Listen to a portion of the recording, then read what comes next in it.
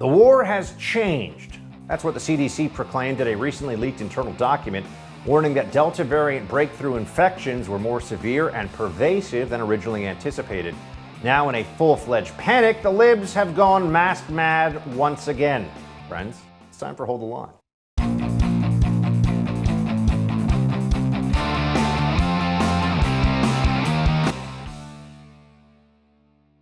Welcome to Hold the Line. I'm Buck Sexton.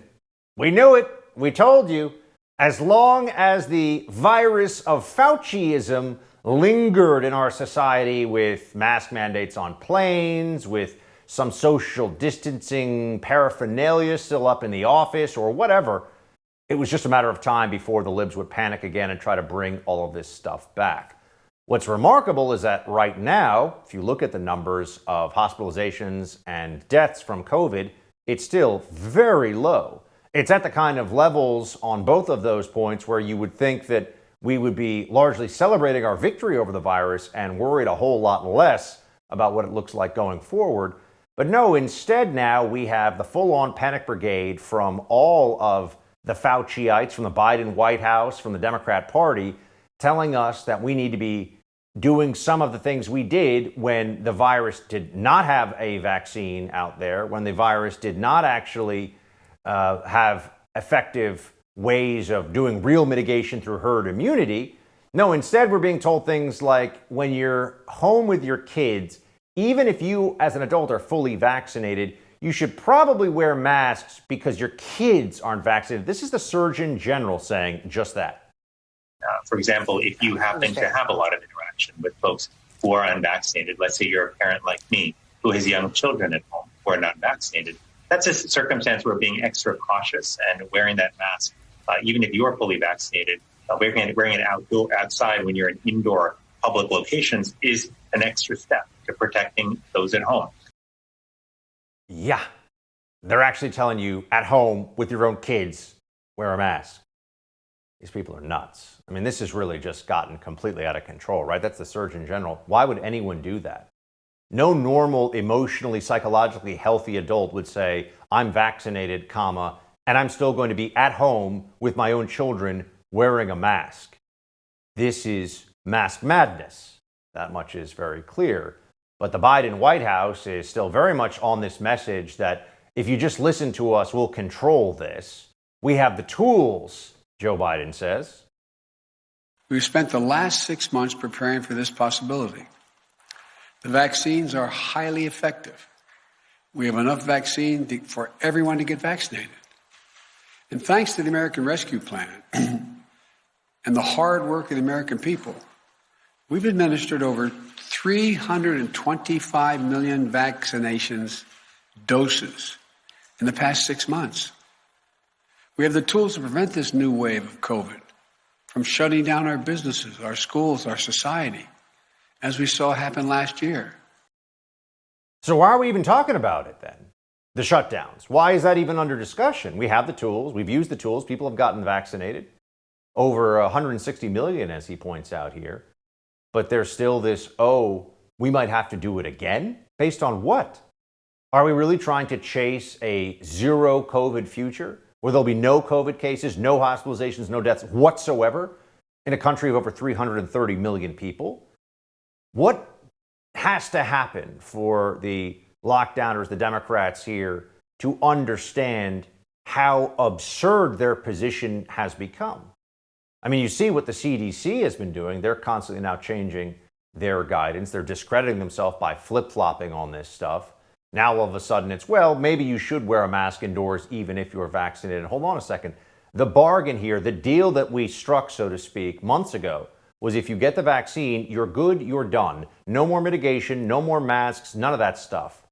And now here we are a few months later, cases are still way below where they were during the disease at its maximum spread. Deaths and hospitalizations are even more dramatically down, and yet we are being told that we have to go back to some of what we thought we had left behind. This is why people start to feel like they can't trust these institutions that are supposed to be nonpartisan and based entirely on the science, like the CDC, but seem like they're very much partisan operators these days. Here's Senator Cruz saying just that. Did vaccines not work? Did science not operate? No, it was obvious then, and it was obvious on the day that the oracle of the CDC spoke, that vaccines work, which is why every Democrat took their masks off. But fast forward to this week. The CDC issues a new proclamation. Apparently, according to the CDC, vaccines don't work anymore. That science thing, inoperative. We got more important things to worry about, like politics. As an aside, Mr. President, has there ever been an institution in American public life that has more discredited itself more rapidly than the CDC? Now, there may not be an institution that has more discredited itself than the CDC, but there's definitely an individual who has over the course of this.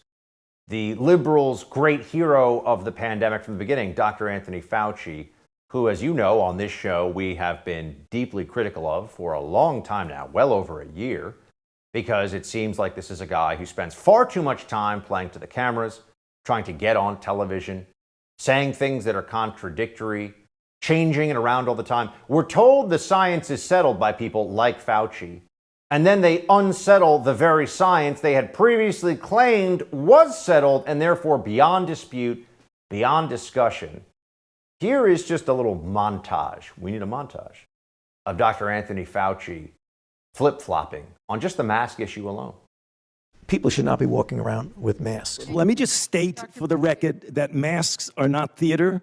Wearing a mask might make people feel a little bit better, and masks are protective. But it's not providing the perfect protection that people think that it is. There has not been any indication that putting a mask on and wearing a mask for a considerable period of time has any deleterious effects. There are unintended consequences. People keep fiddling with the mask and they keep touching their face. And can you get some schmutz sort of staying inside there? Of course.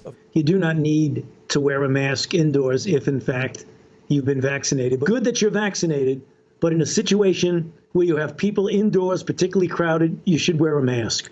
So even if you are vaccinated, you should wear a mask. If, in fact, you are vaccinated, fully vaccinated, you are protected, and you do not need to wear a mask outdoors or indoors. When the children go out into the community, you want them to continue to wear masks. You know, if you look at children outside, particularly when they're with the family, walking down the street, playing a game or what have you, don't have to wear a mask. Which is it? Which Fauci is the one with the science settled? Which Fauci is the one that we are supposed to listen to? Just wondering. Well, it's whatever he says today or tomorrow, and forget about what he said yesterday, because that can't matter anymore. This is the person who has been more responsible for our response to COVID-19 than any other person in the United States government, probably any other person in the world. He's got some ethical concerns as well with what he did in the early days to cover up the possibility of the lab leak theory from the Wuhan Institute of Virology. But you know what the left does instead of dealing with these facts, dealing with this reality? They just yell about how all those bad Trump supporters want their freedom because they're just so dumb and they don't know anything and they don't care about people dying, like one of the dumbest people that you'll see on CNN, Don Lemon. New guidance on masks because of the breaking news I just told you about. But he says it's about freedom, no restrictions, no mandates. So, okay, what does freedom mean? Do they want the freedom to get sick, to be hospitalized, or worse? Worse? Do they want the freedom to be lying in an overcrowded hospital, struggling for every single breath? Do they want that freedom for people they love to be infected with a deadly virus? Freedom not to follow the facts, even if your freedom kills people? What kind of freedom is that? What kind of freedom do they really want? Oh, Don, just so compelling. Who needs to have choices over their own life, medical decisions, all the rest of it? Don Lemon and CNN have ideas for you. They're going to start injecting you with vaccines, with boosters, with who knows what else over time. Get ready for it. We'll have more on the Delta variant panic with New York Post political reporter David Marcus when we come back in a moment. But first, I want to tell you about my friends at Black Rifle Coffee. I need to start off my day with a healthy dose of caffeine, and I get it from Black Rifle Coffee. Not only is this some of the best coffee I've ever had, it's a veteran-owned company that serves premium coffee to people who love America. Black Rifle is committed to supporting veteran law enforcement and first responder causes. I mean, this is the most delicious coffee you're going to drink anywhere. Whether you're brewing the perfect cup of pour over or cracking a can of 300, Black Rifle Coffee will fuel your way wherever the summer takes you, or the fall, or the winter for that matter, wherever. Black Rifle Coffee imports amazing high-quality beans from all over the world. They roast them 5 days a week at facilities right here in the U.S. Purchase today at blackriflecoffee.com/buck. Use code BUCK at checkout for 20% off your purchase and your first coffee club order. This is what I drink every day. It's what you should be drinking too. It's what we have here in the office, in the studio. Fuel your summer with America's coffee, Black Rifle Coffee. New York Post columnist David Marcus joins us next. The health department, which especially in an emergency situation like this, has very real powers, can put out a variety of rules. Just as you said earlier, there was issues with smoking in the past. Any kind of public health issue can be addressed. And we're looking at all those options. But listen, it comes down to something very human. We want people to understand this is what saves their lives. This is what saves the lives of their loved ones. But we've tried incentives for months and months. We tried being, communicative and open and compassionate, and all that was good. But we need something also tough at this point. Incentives, yes, $100 per person, great deal. But we need mandates. We need mandates, he says. There's New York City Mayor Bill de Blasio adding his voice to the panic over the Delta variant out there, making it very clear that vaccine mandates are on the table and perhaps imminent here in NYC. Not everyone's buying the latest COVID panic porn. Check out this eye-catching cover from today's New York Post. The image illustrates the scope of the risk the Delta variant poses to vaccinated Americans. Of the 161 million who've received the jab, just 5,601 have been hospitalized by COVID, just over 1,000 of them dying. That's a total of 0.0007 of the total vaccinated population. Sounds like things might be a little overblown here with the lockdown libs. Joining me now to talk about it, New York Post political reporter David Marcus. David, good to see you. Good to see you, Buck. Are they really going to do this in New York City? I mean, is Mayor Bill de Blasio going to say, well, the health department is now mandating vaccines for all residents of this city, perhaps to go into restaurants, or maybe just mandating it for everybody? I mean, how does this look likely to play out? I don't know. I honestly don't, because I'm not even sure. I mean, restaurants are one thing, right? Like, you could force restaurants to do this and hope that people don't just create, copies or whatever if they want to go to the restaurant unvaccinated. But, enforcement's going to be a problem with this. But pardon me, the bigger problem here is this is the most confused I've been since all of this started in March of 2020 in terms of what metrics the CDC is tying the recommendations to, and really just in terms of what's going on. Like, now it seems like a lot of these changes and recommendations are based on what happened up in Provincetown, which is really murky, man. It seems like a whole bunch of vaccinated people contracted the virus, which, I mean, if you even said that was a possibility 2 weeks ago, you'd get yanked off social media. I mean, my head's spinning. I spent most of the day watching COVID panic porn on CNN, and then it would cut to an ad for the gigantic concert in Central Park in 3 weeks that CNN is broadcasting. It's insane. My head's spinning. I don't know what to tell you, man. It does seem like there is at this point no more room for anybody to run with this is based on the numbers, because in DC we've had 2 people in the last 2 weeks, Washington DC, have died from COVID. 2 in 2 weeks in a city of 700,000. In New York, the numbers are pretty similar. It's an actual, like a handful, less than a half dozen. I think it might even be 2 or 3 people in New York City have died of COVID the last couple of weeks. So we're losing maybe a person a week. And now that includes people who are severely, who have serious comorbidities, who are in their 80s. People pass away in their 80s all the time. That's just the life cycle that we as human beings have. And now they're going to put all these rules into effect because of one thing that happened in Cape Cod, where of the hundreds of people that they think were infected who were vaccinated, I think 5 of them ended up in the hospital. So even if, it just doesn't make any sense, David. I mean, I'm sitting here looking at it the way you are, and I don't understand what they think they're doing. No, and there's no transparency. I mean, I believe the last COVID task force briefing was on Tuesday. These are massive changes that we're undergoing. Where's the press conference? Where's the briefing? Where's the 25 reporters in a room who can ask, Walensky and Fauci and all of these people anything they want? They're doing TV appearances, here and there, but there's no transparency at all. And that was what Biden promised he was going to bring us, right? Like, this was all going to be transparent. This was all going to be the science. Ask the scientists anything. They're missing in action. And we're not getting any kinds of answers really right now from the Biden administration.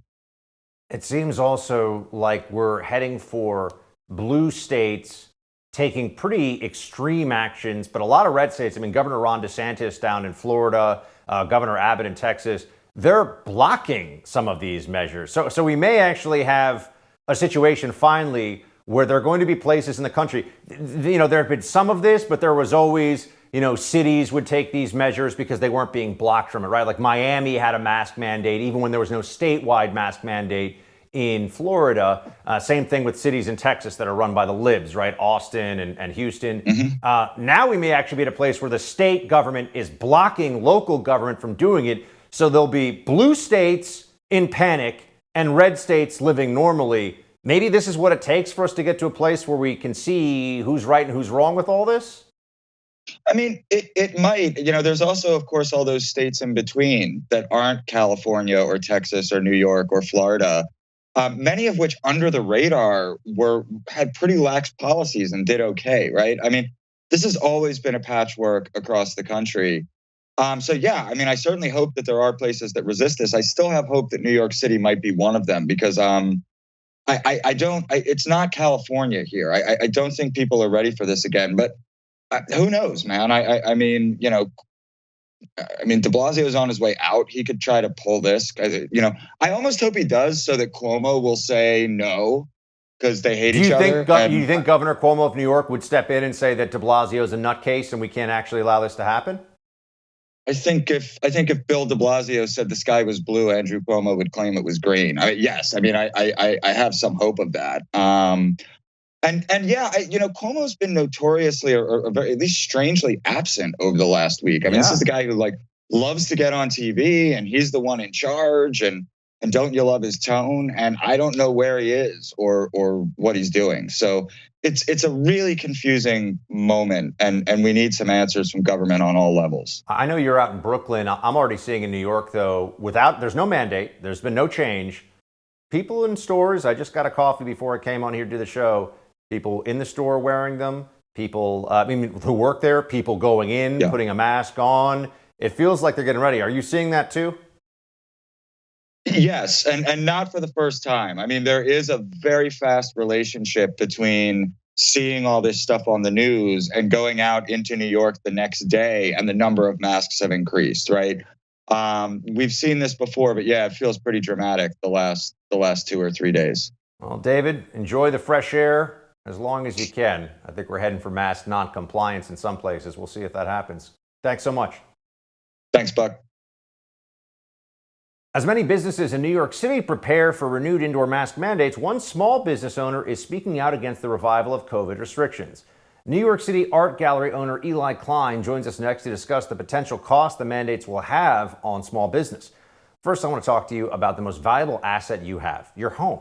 I mean, how much equity do you have in your home? 50,000, 100,000, more? Cybercrime experts are alerting homeowners that the more equity you have, the greater the chance foreign and domestic criminals will come after you. Home title theft is one of the fastest growing crimes out there. In fact, Home Title Lock, America's leader in home title protection, is alerting homeowners they could already be a victim and not know it. Here's how it goes down. First, cyber thieves search hundreds of public databases for high equity homes. Next, they pull your home's online title, forge your signature stating you sold your home, and then they take out loans using your equity. You're not covered by insurance, your bank, or common identity theft programs. Protect your most valuable asset, your home. Register your address now to see if you're already a victim and receive a complete title history of your home, a $100 value free. Go to HomeTitleLock.com. Again, that's HomeTitleLock.com. We'll be right back with more Hold the Line.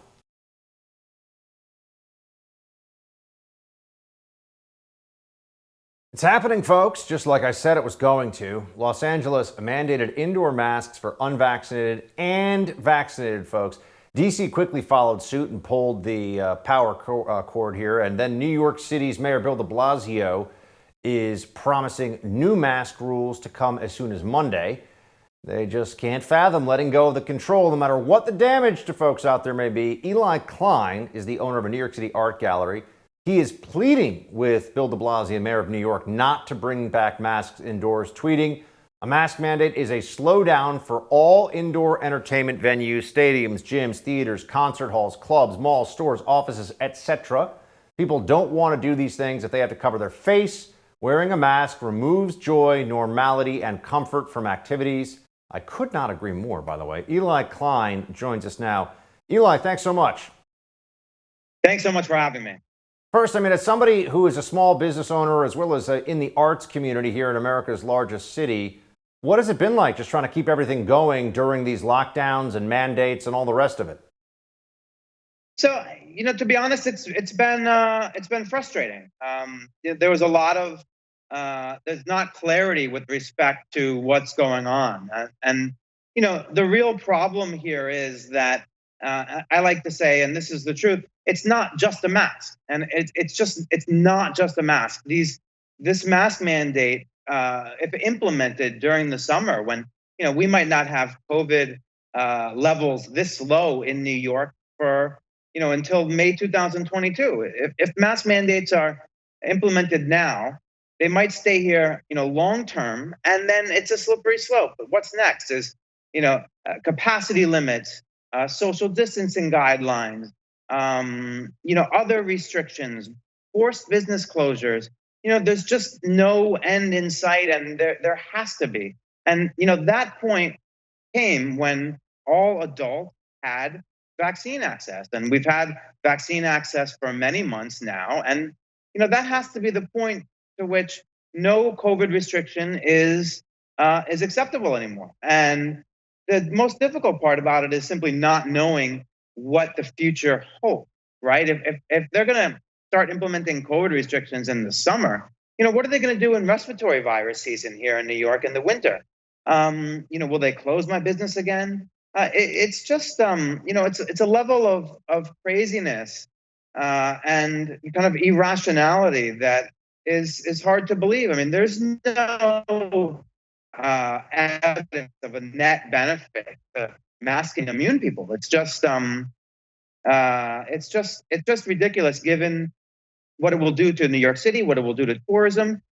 For me, it's not a selfish thing. I'm not talking about my own gallery specifically. I'm a native New Yorker, born and raised here, and I hate to see what it's going to do to New York City. Why would anyone open a new business here under these kinds of yeah, I mean, the city is not, I'm here with you, Eli, and I'm a native New Yorker too, and the city is not back. People that think, our notion of what it means to be back is very warped. If this counts, yeah, there are businesses open, but you do not have the streets full of tourists the way they used to be. You do not have the same vitality and life in this city the way it was before. We're just not living in essentially the world's most expensive giant concrete prison the way we were during the full lockdown era. And I am very concerned, just as you are, that mitigation, so-called mitigation measures that could go into effect today could be dragged out until next spring. In fact, I think that's the likeliest scenario if you do have that here in New York, even while cases, but also fatalities are incredibly low at this point compared to what they were.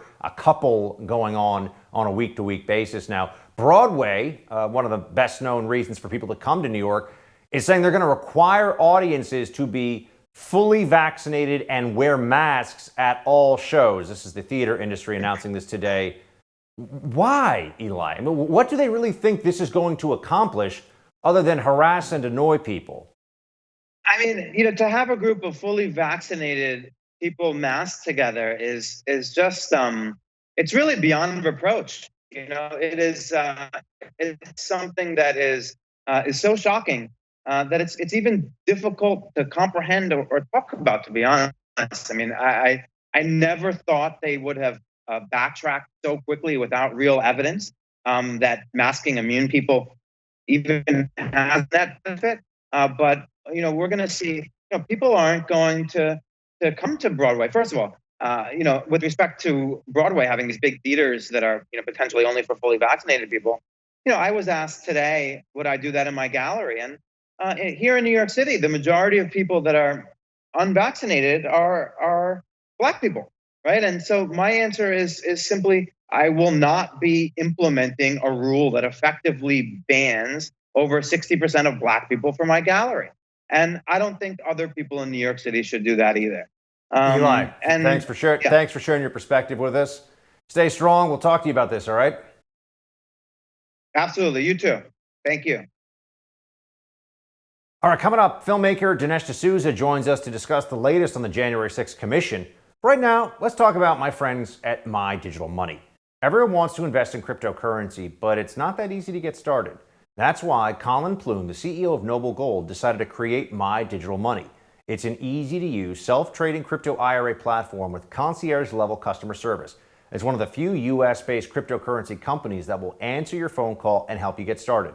And because your comfort and security is their absolute top priority, they offer an unparalleled military-grade security for your coins, trigger orders to help you secure opportunities for gains or limit losses without having to watch your account 24/7, a play money account so you can test the market without risking your money, and with the recent pullback of most of the major cryptocurrencies, this might be the best time to get into this exciting technology-based investment. When it comes to your money, you deserve a team of dedicated professionals that have your back, speak to you honestly, and treat you like a human, not just a number. Check them out at mydigitalmoney.com. That's mydigitalmoney.com. We got Dinesh D'Souza coming up in just a moment. Stay there. The questions we've asked have gone unanswered for months, and they fall into two principal categories. First, are there defendants, as a consequence of their conduct on January 6th, being deprived of access to potentially exculpatory evidence? We have seen that the FBI has a history of animating criminal conduct. That is precisely what happened in Michigan, and it may be what happened on January 6th as well. Florida Congressman Matt Gaetz, after he and two other Republican members of Congress were turned away from the D.C. Department of Corrections, where they tried to visit accused January 6 rioters. Many questions remain about many of the defendants who remain in jail, including their access to evidence and the conditions in which they're being held. Joining me now to break this down, conservative filmmaker, best-selling author, and podcast host, Dinesh D'Souza. Dinesh, good to see you. Buck, it's a real pleasure. Thanks for having me on. I think it hasn't really sunk in yet with the American people, even those who generally try to pay attention to the machinations of the Democrats, the deep state, and the rest of it, that there are people who are being held and have been held for months in solitary confinement because of January 6th who are not even accused of a violent crime. Dinesh, how is this possible? The left began by describing January 6th in these kinds of inflated terms. It's sedition, it's an insurrection. So you would expect that these prosecutors would charge these January 6th defendants with sedition, but none of them are. If you look at the typical charging sheet, in a few cases, there are assault charges, but in many cases, it's only two charges. Number one, essentially being unauthorized in a public building, essentially trespassing.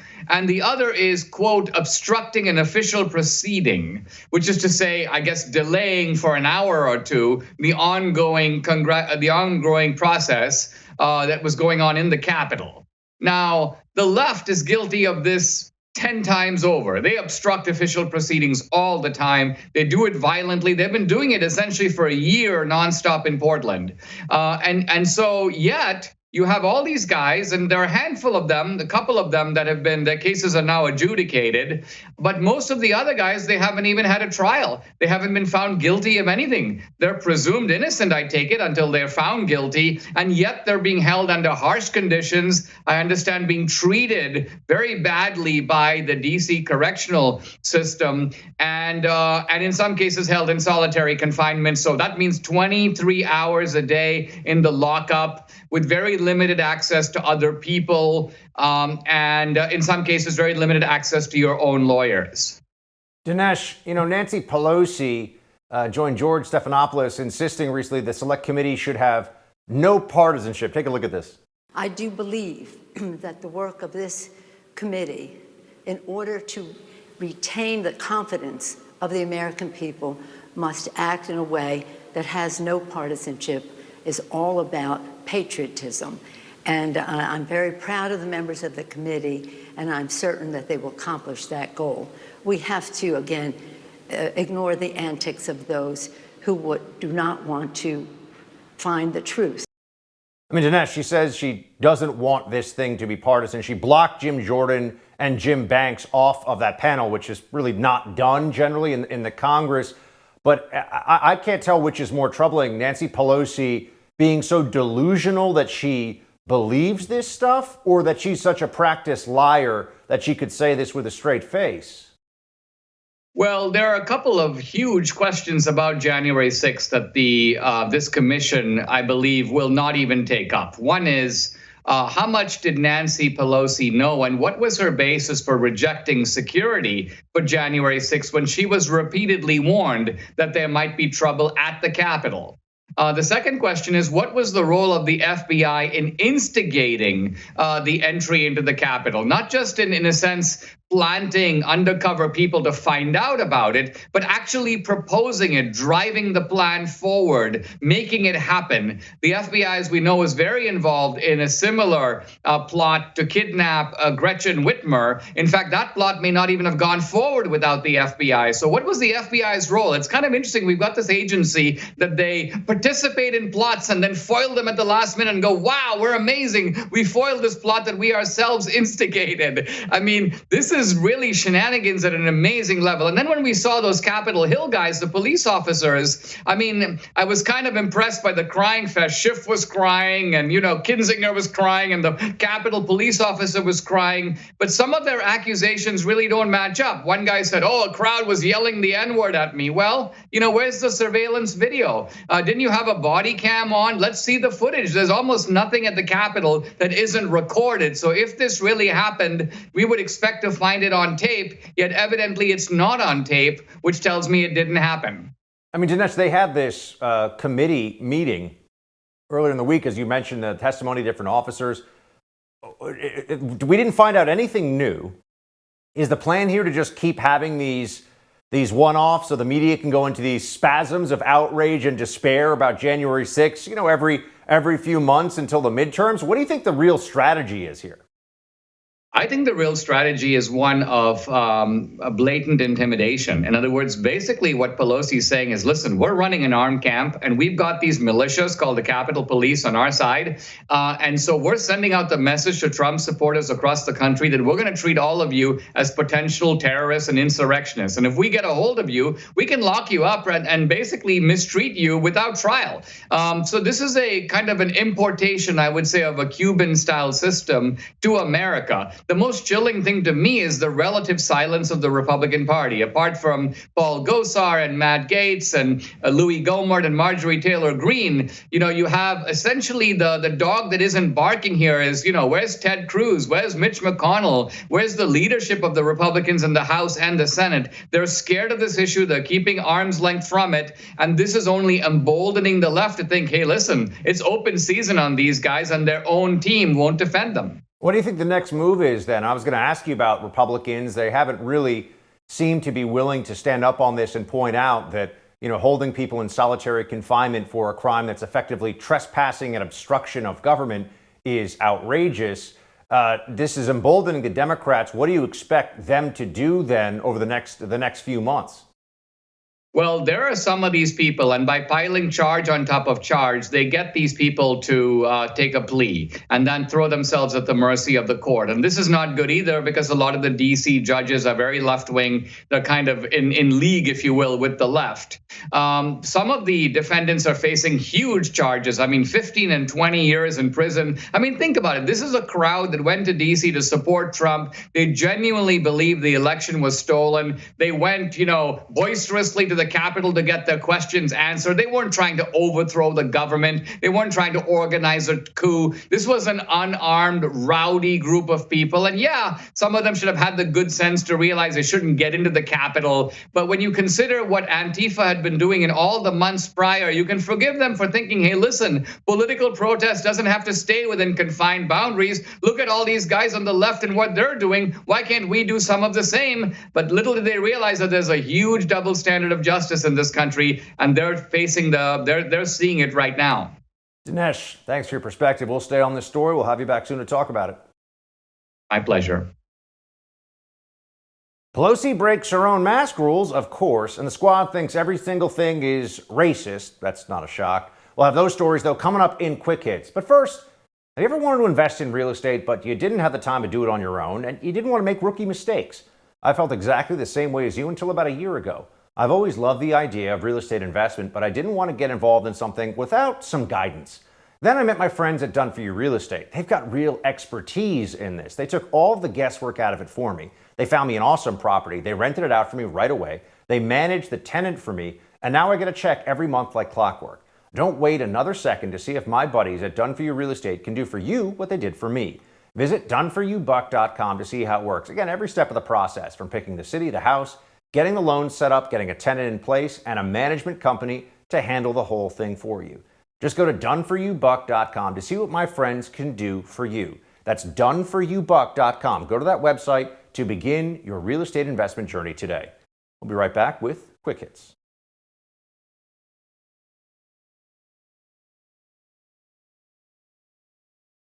Last year, Pelosi said the federal government cannot require everyone to be vaccinated. So why so silent now, Nancy? AOC is also complaining yet again, because that's kind of what she does. Let's get into it in Quick Hits. First off, we are being reminded now every day that the COVID virus is super dangerous, even if you're vaccinated, and so you must wear a mask. That's what they're telling you, even though it's actually a virus with an over 99% survival rate without a vaccination. With vaccination, it's like lightning strike level that you're actually going to die from this if you're under 65 and have been vaccinated. And it's even very, very small if you're over 65. But the point here is that Nancy Pelosi is a big proponent of telling all of us how seriously we have to take the virus and how the rules that they put in place for all of us must be obeyed. And then Nancy Pelosi took off her mask during a photo op in violation of her own rules. Look at this. Oh, she's so safe. Oh, that's right. She's safe. She's safe. Oh my gosh, COVID everywhere. COVID.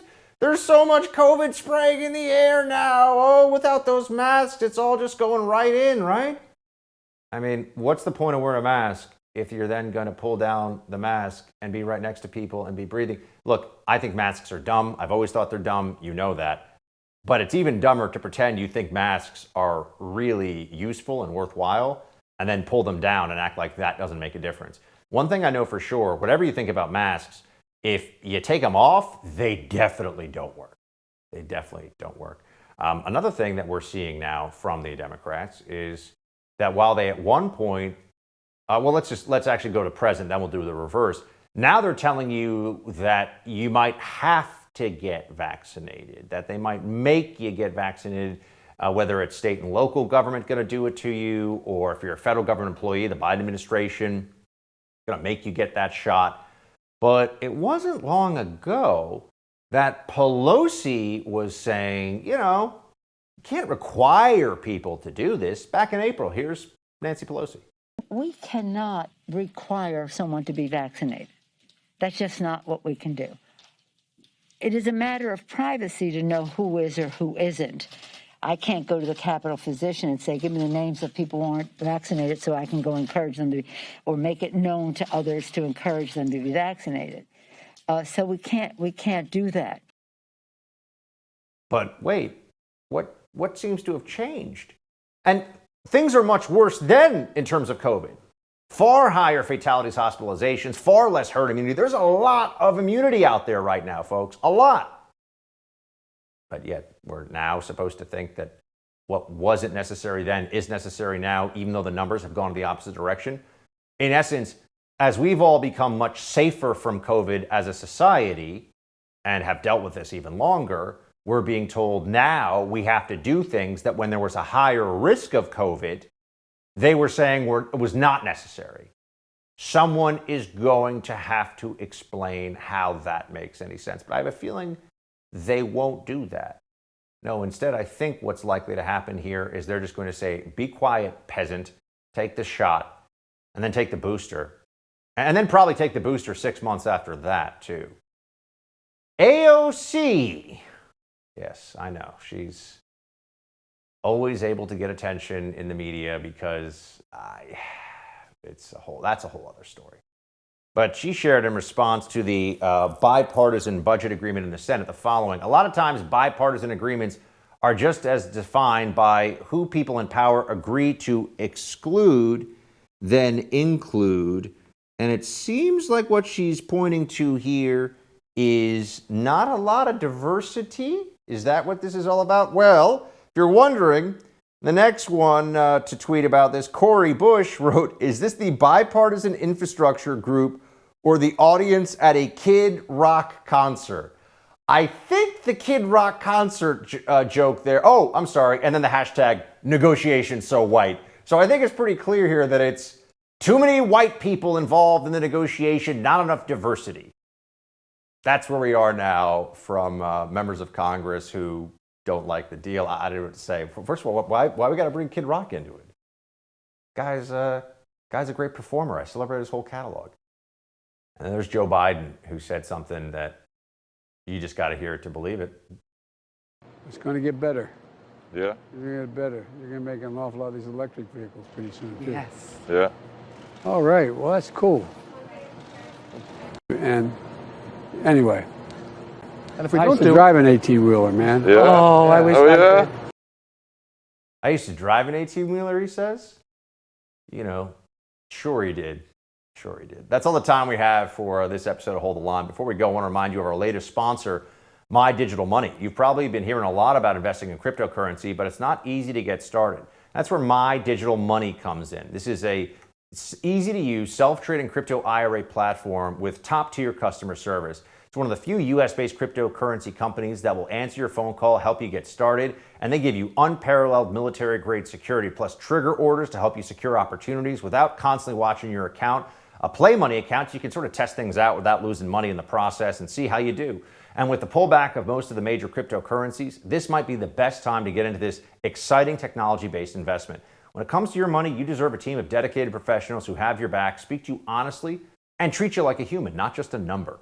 Check them out now. Go to this website, mydigitalmoney.com. That's mydigitalmoney.com. And that's it for tonight's Hold the Line. No Spin News with Bill O'Reilly is up next. Shields high.